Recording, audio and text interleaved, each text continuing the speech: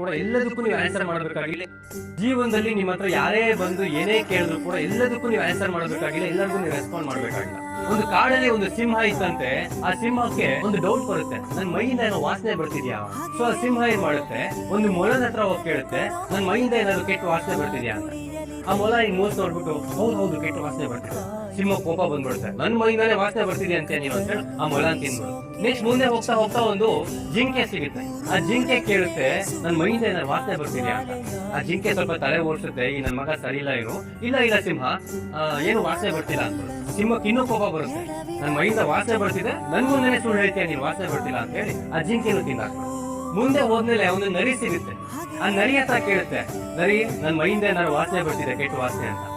ಆ ನರಿ ಒಂದು ಸೆಕೆಂಡ್ ಯೋಚನೆ ಮಾಡಿ, ಸಿಂಹ ಇವತ್ತು ನನಗೆ ಶೀತ ಆಗಿದೆ, ನನಗೇನು ವಾಸನೆ ಗ್ರಹಿಸೋಕ್ ಆಗ್ತಿಲ್ಲ, ದಯವಿಟ್ಟು ನನಗೆ ಕ್ಷಮಿಸ್ಬಿಡಪ್ಪ. ಸರಿ ಆಯ್ತು ಗುರು ಅಂತ ಹೇಳಿ ಆ ಸಿಂಹ ನರಿನ ಬಿಟ್ಟು ಮುಂದೆ ಹೋಗ್ಬೋದು. ಜೀವನದಲ್ಲಿ ನಮ್ಮನ್ನ ಕೆಲವು ವ್ಯಕ್ತಿಗಳು ಬೇಕು ಅಂತ ಬಂದು ಕೇಳಿರ್ತಾರೆ, ಬೇಕು ಅಂತ ಬಂದು ಏನಾದ್ರು ಕೇಳಿ ಅದರಿಂದ ನಮ್ಮನ್ನ ಉತ್ತರವನ್ನ ಪಡ್ಕೊಂಡು ಇಲ್ಲಿ ಕೆಟ್ಟವನು ಅಂತ ಪ್ರೂವ್ ಮಾಡೋ ಪ್ರಯತ್ನ ಮಾಡ್ತಾರೆ. ನಮಗೆ ಆ ವಿಚಾರದ ಬಗ್ಗೆ ಗೊತ್ತೇ ಇರಲ್ಲ, ನಾವು ಅದನ್ನ ತಲೆನೂ ಹಾಕಿರಲ್ಲ.